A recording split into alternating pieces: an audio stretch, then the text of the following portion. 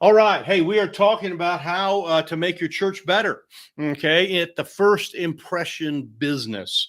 Now, we're all in the first impression business. Every one of us goes to places. We go to restaurants, we go to car dealerships, we go to a park, we go to a different city. We go, oh, that's kind of cool. You might have actually driven through a town somewhere and you go, wow, that's kind of a neat town. And I might like to live there, or visit there again, or vacation there. Something triggered that first impression. And in our churches, we have that same thing. There are things that trigger first impressions. Now, the flip side of the coin here is you might have gone to a place and got the first impression the wrong way. In other words, first impression is a double-edged sword. It can really take you either direction. And so we want to talk about how to make a great first impression and how to make it quickly. Okay. And it's this idea here is to impact fast and influence better is really what we want to do. Now, I'll put a few things on the screen. I'll be kind of talking through them, just have a few simple words for you to kind of see here. And if you're a note taker, make sure you grab a little piece of paper and write a couple things down. Some of this will be helpful. And everything that I'm teaching here really needs to be kind of taught to your people and trained to your people. So we'll leave it kind of at that. I don't have an official handout for you, but I do have some just important things. I'm going to give you kind of a two-word thing that is sort of the root of everything that we're doing here. And then I'm going to give you some real practical stuff up front. I got a whole bunch of things sitting here for demonstrations I'm going to show you that you're really going to like. And then at the end, I'm going to kind of give you sort of the secret thing that really kind of is your best tool for first impression. There's one thing, and you'll probably pick this up as I'm going through here because it's so obvious. There's one thing that makes a better first impression than really anything else. Okay, and we'll get to that in just a little bit. So the two-word thing really comes from this little statement I learned long ago. And this says, let me make sure this microphone's not in the way so you can see that there. What is important to you is important to me. And this is sort of a very, very basic concept that needs to happen. And all of us pastors and ministry leaders need to look out and kind of go, things that are important to other people become important to me. This is the idea of caring one for another, loving one for another, and they will know we're Christians by our love, that kind of concept. We want to make sure that we have this outward forward looking thought. And so here's the two words that I have here. Okay. The two-word answer is what I call conscientious forethought. Is if you are going to make an excellent first impression, and by the way, you need to. Okay, we cannot afford to have people visit our church once and go, that was boring, that was terrible, I'm not coming back. That was just like when I grew up, blah, blah, blah, and they're out of here. Folks, we have to change the world. We have a responsibility in our little local community to touch the world and actually change it. Okay, go into all the world, make disciples. That's a commandment. That's an imperative. That's a go get them. And we are supposed to do that. And when they come into our assembly, and whether it's a Bible study or a Sunday night or revival meeting or whatever, all of these kind of apply here. They will return if we have been doing some thinking ahead in some ways. Perhaps you have been to places where they don't have the forethought, and you have no idea. I was at a church not all that long ago, and they had a certain sequence of things that they did every Sunday morning, apparently, because it was all real clear to everybody else, but it wasn't clear to me. Okay. And they had a time when they stood up, and they had a time when they sat down. They had a time when they recited something, and then they had a time when they didn't recite something. And they had times when they sang, and they had times when they stood and down, and the pastor or the leader would go up and stand in certain places at certain times. And I was just kind of like, I'm hanging in here. Okay. But it was extremely awkward. And we need to make sure that who have this forethought that we're letting people know, and we'll get into some of that, but we, the leaders, are making them comfortable. Now, I know that church is not a place, and lots of times I hear this, well, they don't come to church to get comfortable. We're supposed to make them uncomfortable. With the preaching and conviction, and let the Holy Spirit make them uncomfortable. But if they're dying of thirst, they have no idea what they're doing, and they're supposed to be standing up when they're sitting down. They're sitting down when they're standing up, and things are awkward. That's not a good first impression. And that's not going to help. Let's make sure that we work through some of these practical things. So, what I'm going to do is give you a couple of real practical things. We'll kind of buzz through some of this. And these are what I call impactors, or just kind of things that sort of make it happen. Okay. We're going to talk about what we call informationals. We're going to talk about informed people are happy people. Okay. Let's all say that together. Informed people are happy people. And we're going to talk about giving information. If you've ever kind of been in the dark and you don't know what you're doing or whatever, man, that is a extremely frustrating type of thing. So we're going to talk about informationals. We're going to talk about the atmospherics. Okay, that's what I call it. What's going on? What's this church smell like? What's the feeling? What's the aroma of the church? And then we're going to talk about what I call personics. Okay, and this is just the idea of the human needs that are there that a person has for just basic comfort. I mean, like, let's talk about heating and air conditioning and some of that. So let's just jump into some of these things real quick. We'll talk about informationals. The first one here is what we call advertising. Now, advertising is really important because it really is the first impression that your church has before they come and get the first impression in person. But it is the tenor or the flavor of the church that is put out there. And you can do a lot of this with advertising.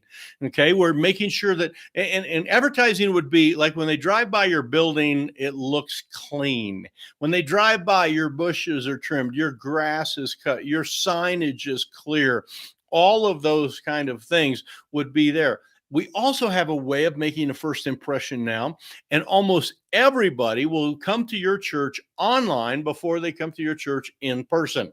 Let me say that again. Online precedes in person. And your website needs to be clean and crisp and have the right information. It can't have old information.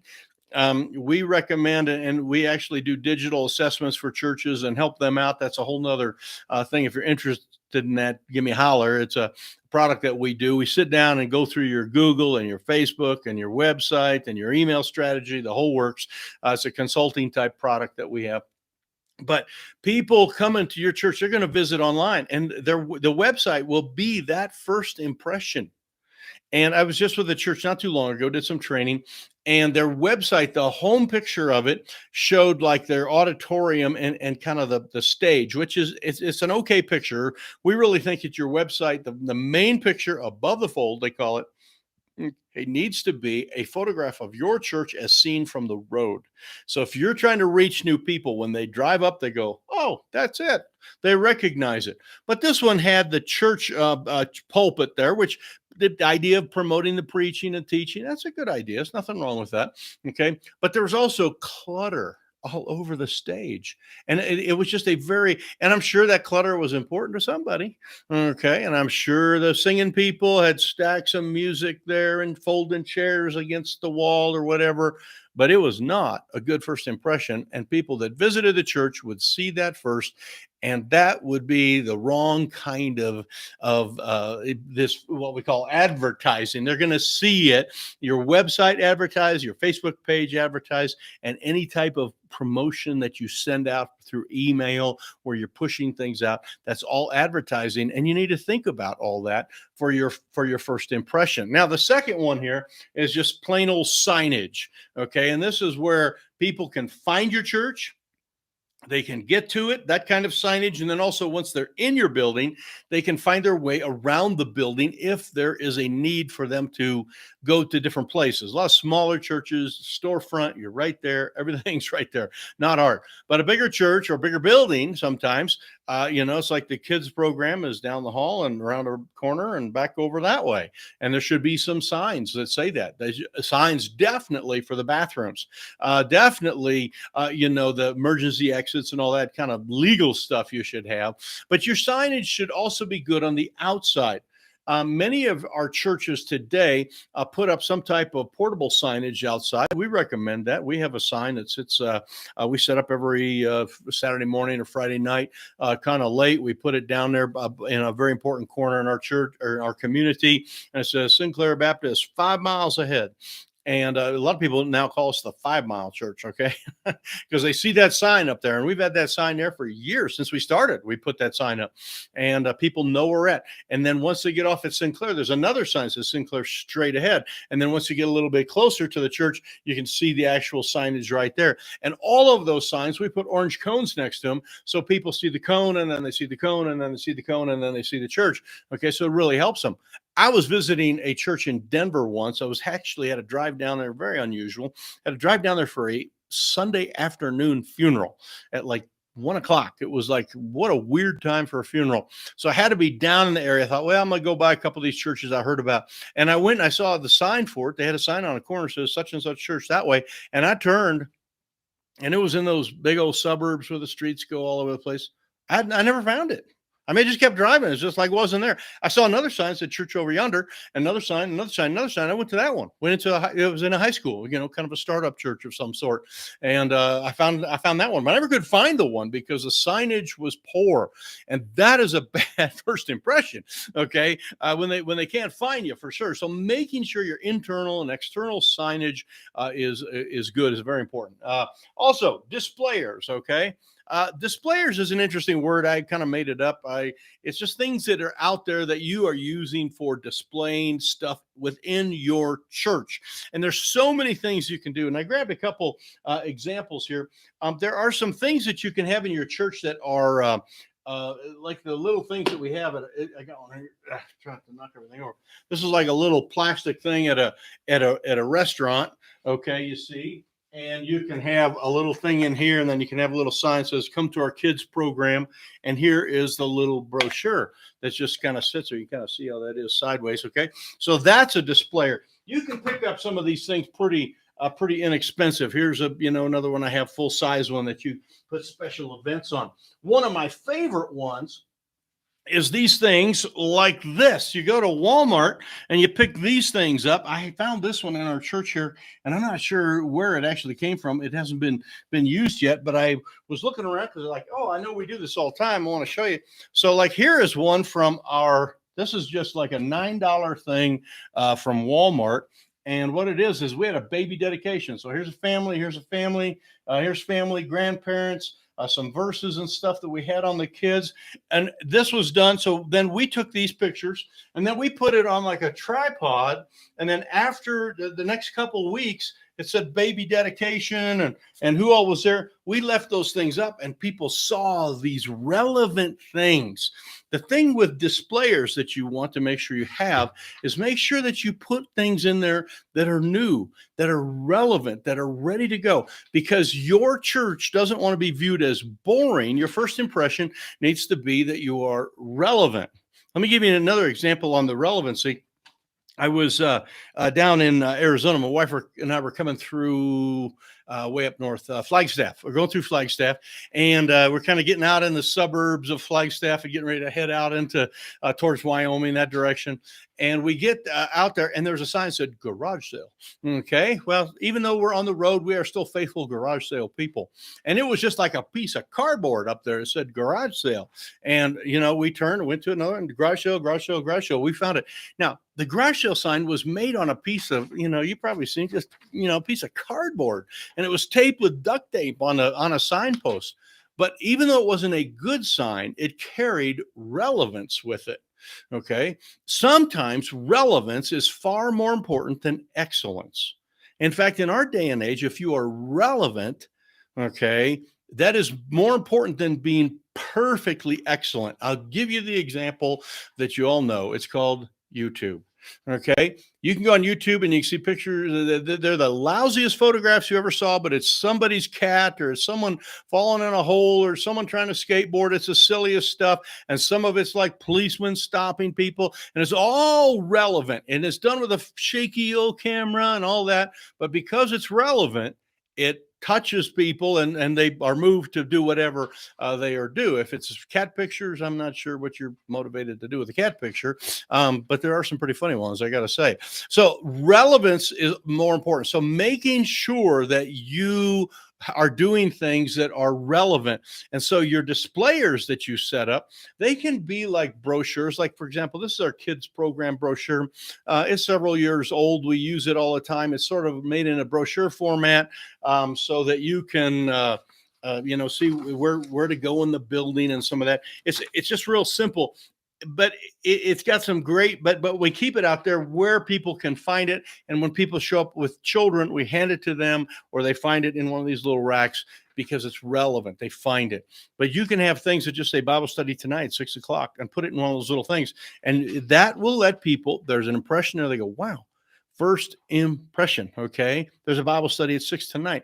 That sign was made. They just made that sign a few minutes ago. I mean, that sign it was just made. I mean, and so it's like they're on top of things. That's why your website needs to make sure you're on top of things, and don't put all sorts of things on there and then not change it on your website and have stuff from last Christmas on your website. So this is the idea of displayers. One more on informationals, and this is what I call hand stuff. It's things that you put in people's hands. Now, I grabbed a whole pile of things here that I wanted to show you. We have every single Sunday that you come here, okay, you get a set of sermon notes, okay? These are the sermon notes. It's not a bulletin, okay? There's stuff on the inside. That's okay. We have some announcements and all that. But the most important thing is for you to connect with God. And so we have sermon notes and follow-up questions from the sermon right there. Inside that, there's also the connection card that we talked about. If you want to learn more about that, go to reachkeep.com and look at the top, and you'll be able to sign up for the connection card training that we're doing here in about a month from now. Okay, so this is something, but it puts something in their hands. Have you ever been to like a funeral or something, and they hand you the little thing, and it talks about the deceased, and it's kind of a, you're flipping through, but you're waiting, and by the time you're done, you've flipped through, you've read every name of every person, you've read the poem 4 or 5 times, you've looked at it all, you've looked for typos, you look for everything else, because people just like to have something in their hand. They want to kind of look at things, and this fills this need for information.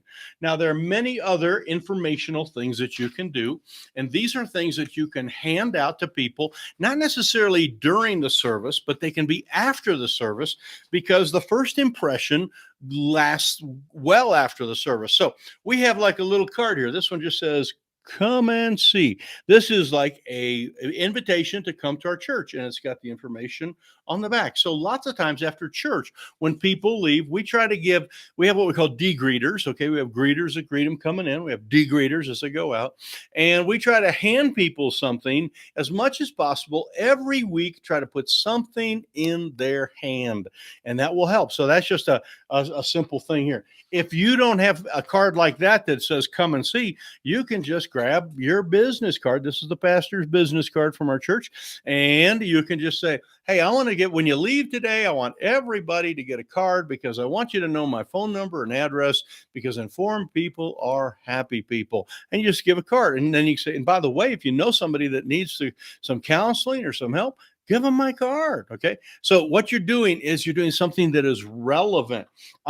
We've done all sorts of different things. Like here's a brochure for our day camp program. And when everybody leaves today, we're going to give you a brochure for our day camp. We want to make sure you may not have kids, but you might know some kids. And so you can invite them to come to our program. Here's a particular thing that we do regularly, daily bread. I know there's lots of different types of this that you can get from different denominational sources or whatever, but we get these for free. And so every 3 months or so, it's like, don't forget to get your daily bread. And you wouldn't believe how many people read the daily bread and talk about it. When we talk about private devotions, a lot of people say, well, I was reading the daily bread today. Another thing you can hand out. In fact, Tim might actually be here online. I can't quite see. This is a prayer card for a missionary. Okay, a friend of mine's got all his data right there. And if you want to get in touch with him, we're going to hand out a prayer card for our missionary. When you leave the service today, make sure you take this home and put this on your refrigerator and be praying for the work there in Romania. God bless these folks as they work overseas and all the difficult stuff. So you'll get one of these when you go home today. That's real simple stuff. putting things in people's hands. Additional Bible study notes. Okay. This was something from a study we did. So when you leave today, we got a little, some additional notes. And if you want to do those and then show up at our midweek service, we're going to be discussing some of those questions. And then my favorite is give them something that's a little bit above and beyond. Here we go. $100 bills. Okay. This is actually a gospel track. It has some gospel stuff in here. And we did a thing once where we got a whole bunch of these and handed these out, and people were able to read it. But it was just one of those things that is what we call a hand thing. Okay. We're going to reach their head. Okay. They're going to get information. They're going to learn about the Bible. They're going to learn to honor the Lord, all that stuff. We're going to reach their heart. Okay. With just the idea of the preaching and prayer and compassion and touch their heart. And we also want to do something for their hands. Okay. So those are the things that we have there. Let me jump to the next one here on the practical stuff. This is the atmospherics. This is the flavor of your church. And you are responsible for that as a pastor. If people come in and your church stinks, okay, and I'm not talking about just the smell. We have an old building where we're at, and we have had the smell of old building. It's almost 100 years old now. So the carpet and the walls and everything kind of that smell. So we try to take care of that with a variety of different ways, make sure it's clean. But I'm talking about just the flavor of the building. When someone comes to church and they go, wow, man, that was cool. We want people to go, wow, when they leave. And this is the how of doing the wow. All right. So you got me atmospherics. Atmospherics. The main thing here is what we call hospitality, is that we would be given to hospitality. You as the leader, okay, would be excited and ready for guests. In fact, we have a little statement in our staff room. It says every week we're expecting guests because we are ready for people. Now, you might have gone to church where they're not expecting guests. Okay, we went to a church not too long ago. I'm trying to think where it was, but it was just really recently. And we walked in and there was no one. And it turned out that we walked in, we were a few minutes late for the Sunday school time. And when we got there, they'd all broke up to their classes and they were gone. And there was like no one at the door. And we walked up to the auditorium and it was empty. And we could hear some people talking somewhere, but we had no idea. And there was no one there. And it was like, oh, did we just walk into, and we weren't quite sure what was going on. But this is the idea that we need to make sure that we are given hospitality, that we are expecting people to walk in the door. And by the way, guests, and we always call them guests. They're not visitors here. We call them guests. Guests can come anytime. Now, if you're a church member, you want your people, and you need to be there on time, and you need to be there actually quite a bit early, okay? But guests can come 10 minutes late. That is not a problem at all. They can come anytime they want. They can come 5 minutes before the service is over because they're first-time guests.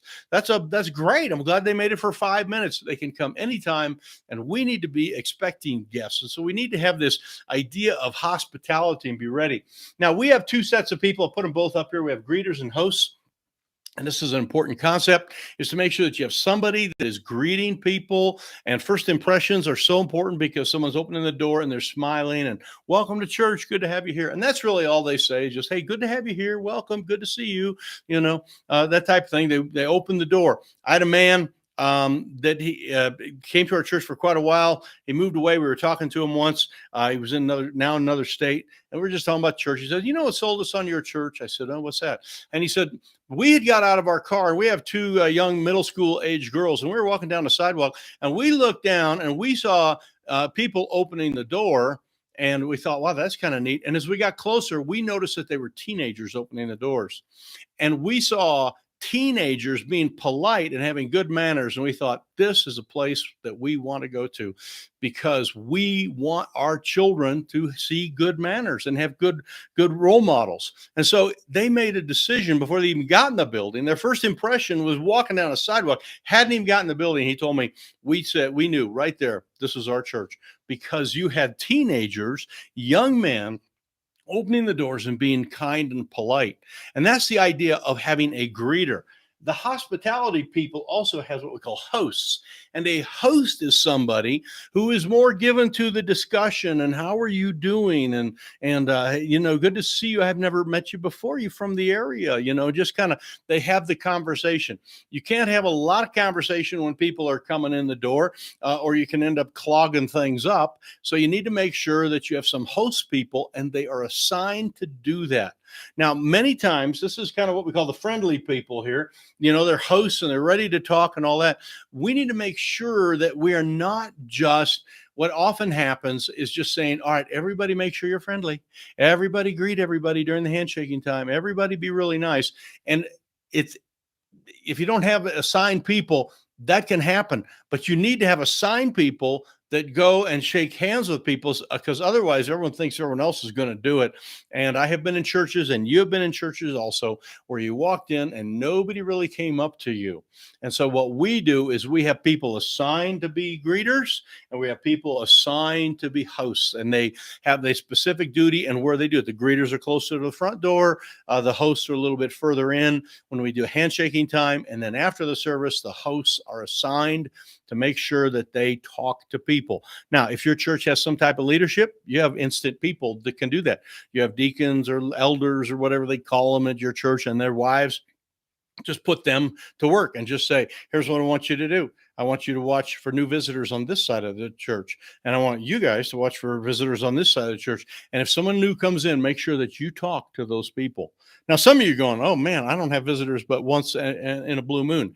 If you keep listening to the reachkeep.com stuff and you get in our academy and you start going through our coaching, you will have a lot of guests coming in the door, and it changes the way you think, okay? Because you're going to have first-time guests on a regular basis. Many of our churches, they can't even think of a time when they have not had a first-time guest, because they're learning and doing some of these principles that are out there. So very important stuff going on. So all right, so greeters and hosts. Let me give you a couple other things. Okay, refreshments. Okay, we're moving along here. I want to make sure you get plenty of time for our sort of wrap things up at the end and give you this kind of the secret weapon to this whole thing that's kind of coming on. So thanks for hanging in there with us. Refreshments, they're just a way that refreshments just really helps people to be around. We have something always at our church. We have, and this kind of gets to the Personix thing, and I'll get to it here in just a minute and show you how we do it. But we make sure that we have bottled water for everybody,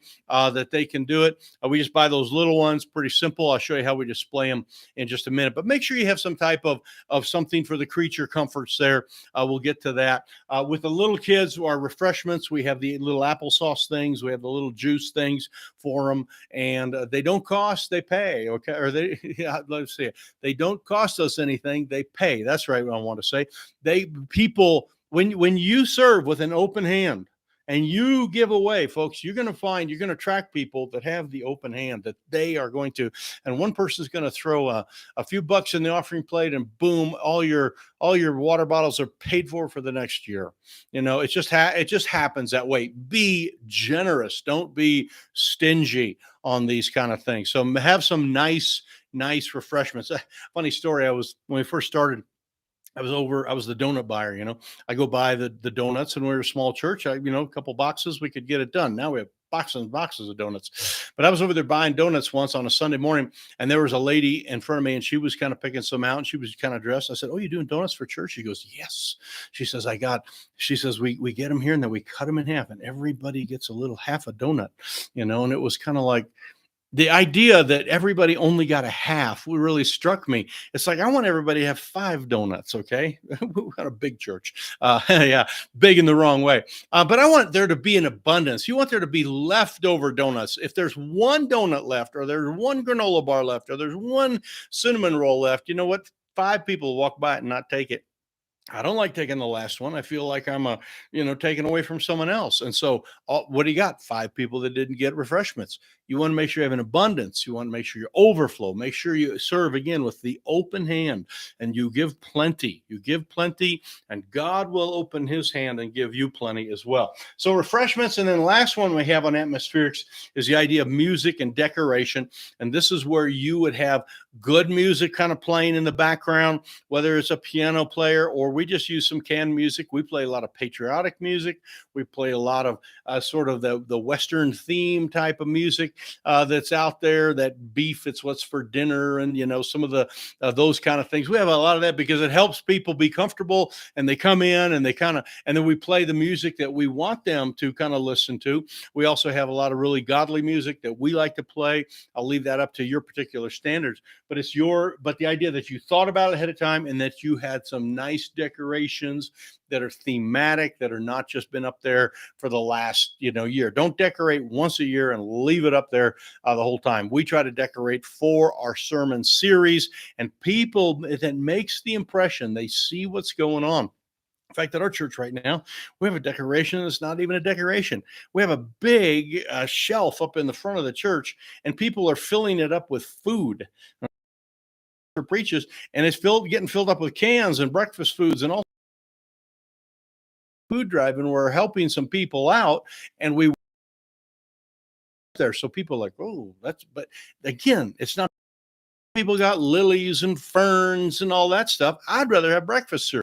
I'd rather have cans of yams and stuff that we're going to be giving away at Thanksgiving. I'd rather have stuff we're raising to give to single moms, diapers and wipes and baby shampoo and all that kind of stuff. I'd rather have all that up there. It shows that you're relevant. And so try to think of things that you can put up in front of your church that people are seeing, their decorations that will really help people out. So that is the atmospherics. And we, as a leader, as a feeder, you feed the flock, but as a leader, you lead the flock, and leading with decorations and music and nice smelling cinnamon rolls and bottles of water, all that stuff are really good. Let's jump to the last one here before we get to the kind of the final secret weapon here, what we call personics. Okay. And this is the physical needs. And this is what I was talking about with the water. Now, I always make sure if I'm a guest speaker up there that I have bottled waters for our guest speakers, and I like to have one because I get a little dry from time to time. But guess what? Your people, they get dry too, and they want to have some water. And so I brought a visual aid here. Oh, okay. We have bottles of water. These are those little baby bottles. Okay. I get them from Sam's Club. We get gazillions of them. And we have a bucket like this sitting in about 4 or 5 different places in our church. So people can, in fact, a lot of people walk in like this. They grab 2. Okay. They walk in, they can have some water during the service. Now, whether you have coffee in your auditorium or donuts or whatever, that's up to you. Okay. That's your thing. But taking care of their personal physical needs is important. This would include some of the things along the line of they know where the bathrooms are. When you start to have lots of guests, and here's the thing, if you got the same 12 people every service, this stuff is kind of frustrating for you, but I'm going to help you have more than 12 people. I'm going to help you have 14. I'm going to help you have 15. I'm going to help you have 18. And pretty soon you're going to have 30. Okay, we're going to try to grow this thing. And when new people come in, you need to say, welcome to the service here. And you need to let them know that the bathrooms are off that direction if they haven't already seen the signs or whatever.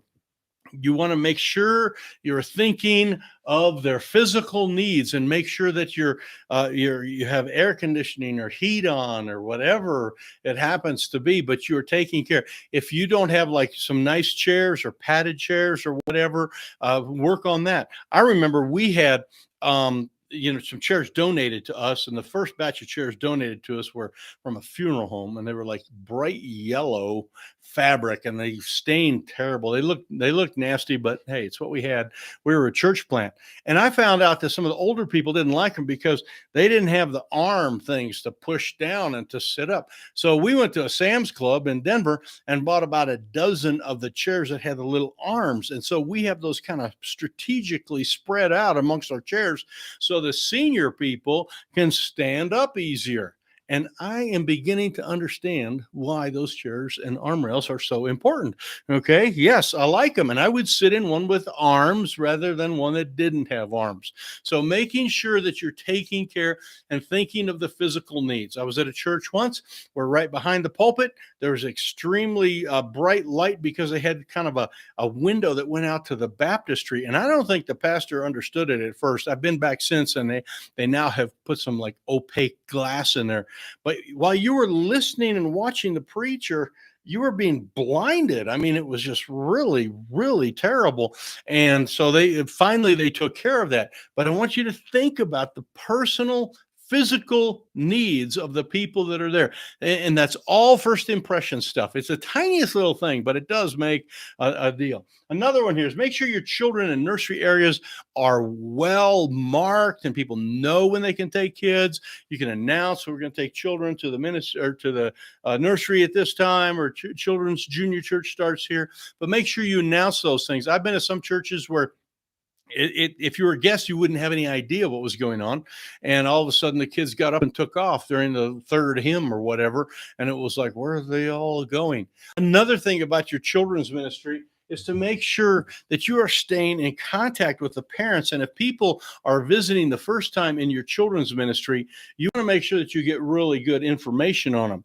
This is some really good information that we have. We get their names and phone numbers and all that stuff. We also ask questions, is your child, gluten free? Are they allergic to sugar? Anything along that line, because we need to make sure that we are protecting those children in the right way. And so we gather this information from the parents, and we've had parents that say, thank you so much for asking about my child and his health needs. Okay. They have expressed that. So that is a very, very important thing. And when people go and how they check in the nursery, how they check out of the nursery, and how they, when it's over, go get your kids right away. Don't get your kids right away. All of that's super duper important. So make sure that you have that. And the last one on Personic is what we just call the participation concerns. And this is the idea where when a person comes to church for the first time, they have no idea, when you stand and do a hymn and when you give and when the bucket passes and and like, for example, we have these connection cards. We tell people when to pull the card out, and please take a moment now, put your name and information on there. Share your prayer request. We appreciate it. On the back side of the card, there's a couple opportunities for you to sign up to volunteer for such and such, and we let them know that. And then we say at the end of the service, we're going to pass our offering buckets, and if you want to help in our offering, that's great. But please put your card in there, and we appreciate that very much. So we let them know. I also, whenever I have lots of guests, and I always say, hey, welcome to church. Good to have you here. Our service lasts about an hour. Okay, and introduce yourself too. My word, there's times when I have been up there and the guy stand up and does some introductions, like, man, that's and a little bit later, a different guy gets up to preach. It's like, who is the pastor here? So stand up, say, I'm just the announcement giver here, but just welcome to church. Our pastor will be up in just a few moments to give us some announcements and also to preach our message. But my name is Louis, and we're going to be here for about 1 hour service. The children can be dismissed and go over to the kids program. In just a few moments, we'll stand and sing. And at that time, the children can go. And by the way, ladies, at any time, if you need to take your child to the nursery, they're right over here. Our bathrooms are out there. And yes, you can definitely have a bottle of water. Help yourself. It's so good to have you here. Let's stand and sing that first song.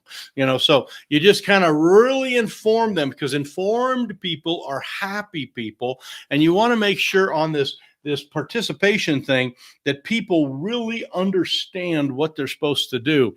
I don't know if you have ever been to a Catholic funeral or whatever, but I went to one not that long ago, and people were all of a sudden standing up, and then they were kneeling down, and then they were, quoting, verses and Hail Marys and, all that kind of stuff.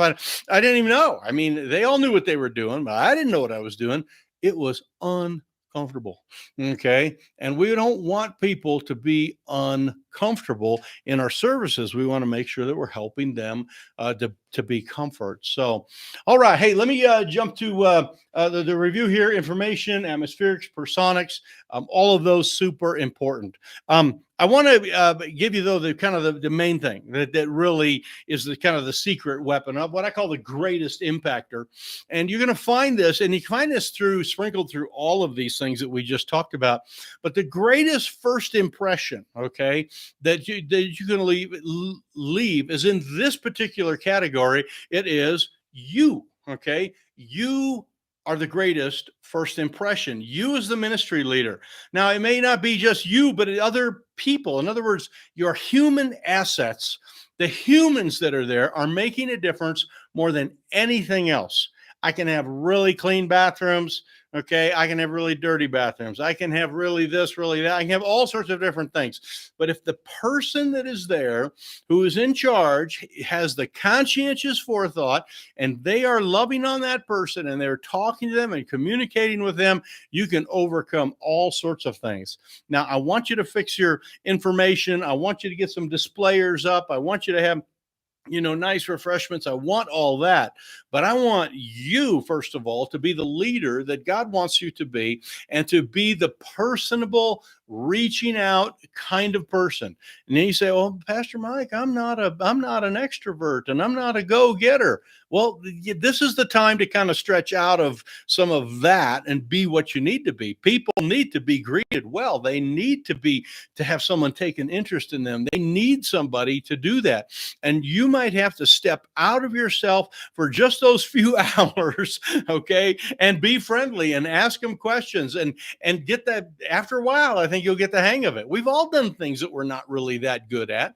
We need to make sure we do that. So it's this idea here of the greatest impression are our people. So you not only are going to do this, and I'll go through this in a second, give you a couple thoughts, but you are going to be training people. You're going to make sure your people know what's going on. You're going to be helping all of them do that and kind of really be ready to go so that they're putting people at ease. Now, I was working on these notes last night, and something came to my mind. I thought, I'm just going to type it on a slide here. So I typed in Cancun guy. Okay. And I want to tell you about the Cancun guy. My wife and I took our 25th, I think, anniversary, and we flew down to Cancun. You hear about it all the time. It's like, oh, go down there where it's warm. We went down in the middle of winter. And we got out of the plane. It was like, whoa, it wasn't just warm. It was humid. We do not have humidity where I live, and so it was quite a change. We got in there on a late Saturday night. Our flight got in at like 8 or 9 o'clock, and we got out of the airport. And when you get out of the airport there, you're still like 40 miles from Cancun, and there's all these people like, "Hey, amigo," they're trying to sell you stuff. And I mean, it was just like overwhelming. We managed to find our bus. We managed to get to our hotel. We managed to get to sleep well after midnight. And the next day was Sunday. Now, I had made arrangements, okay, in my mind that on church, I go to Sunday. I've kind of done that. That's sort of been a habit since I became a Christian. I'm going to assemble with believers. So I had looked up some churches in Cancun. Now, they're Mexican. I'm American. They speak Spanish. I speak no Spanish. Okay. And, but it's like, I'm going to try to find one. Hopefully they got a bilingual thing. And I actually contacted one guy, and he said, he was a missionary. He said, no, don't come to our church. He said, we don't do bilingual. It's all Spanish. You wouldn't understand a thing, but there are some other churches. And he kind of pointed me a different direction. So we had the address of a church that we thought was going to work. So Cancun guy shows up. We basically, here's the thing. We hop on a bus. And if you've ever been in transportation in Mexico, it's an experience. We hop on this rickety old bus, and we're driving, into off of the hotel zone area into the inner city where we think this church is.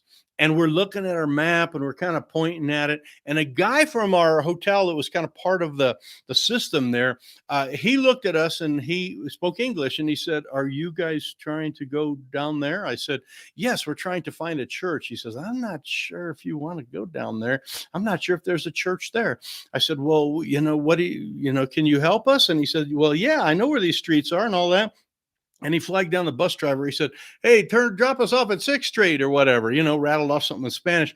So we're like looking, and he's now kind of scooched in next to me and my wife, and we're going looking at this map, and we told him about the story of the one church and how they gave us the directions to another church.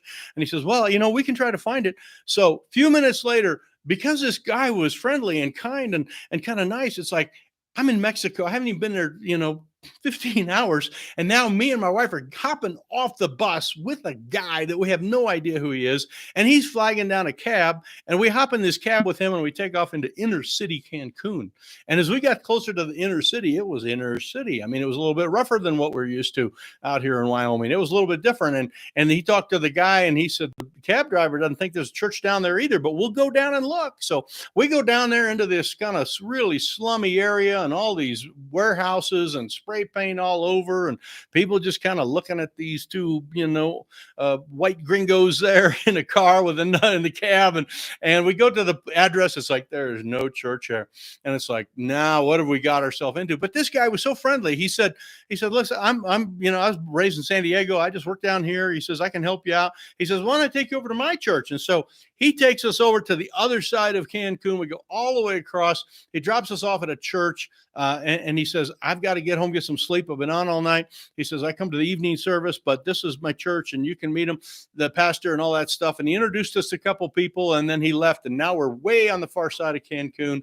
And it was just an amazing experience. So we found this church, and it had like 5 different services because of different languages and stuff. And we found an English speaking one and told them that, Ricardo, whatever his name was, had got us there and all that. And eventually we made our way back to our hotel. It was just this amazing experience. But this guy went above and beyond. He didn't have a brochure. He didn't have a website. He didn't have anything. He just cared for me and my wife. And he said, you guys look like you don't know what you're doing, and I want to help you. And it just really was an overwhelming thing because he was a person that went out of his way. And what we need in our churches is leadership that goes out of their way to love and to greet other people and to help them to understand their spiritual problems. And your rituals and your routines and your 3 services and a song and a prayer and a this and a that, those things are not as important as the people. We need to make sure that we understand the most important thing is the human element of this, our people. And so what we want to do is make sure we train them the right way and that our informed humans are happy humans. In other words, everybody there knows the information and that your people know that you are trying to reach brand new people, and that the number one thing for them would be when someone walks in the door, they are going to be nice and they'll be kind to them and they're going to be loving. They're going to help them, that they're going to be happy humans. Okay. And they're not in some type of a fuss or a fight. The number one thing that will repel guests from your church, okay, it's not cleanliness, it's not security or sanitation, it's internal strife. If there is internal strife in your church, it will repel first-time guests. They won't come back if there is tension in the air. And they can sniff it out just like you and I can sniff it out. Okay, we need to make sure that our people are right with God, that everybody knows what's going on and everybody is a happy human and they are right with God. And then last of all, that we have trained them what to do. At our church, we spent all sorts of time training our people on how to receive guests and how to welcome guests and how to talk to guests and how to be friendly to them. And I tell, as the senior pastor, when I was, the senior pastor here, we have a new guy we turned it over to. But I said, listen, if I'm talking to you as a, staff person or whatever, and I see a guest come in the door, I'm going to be talking to the guests. I'll get back to you. You'll be around after the service, but I'm going to go talk to them. And I let people know that they can do the same.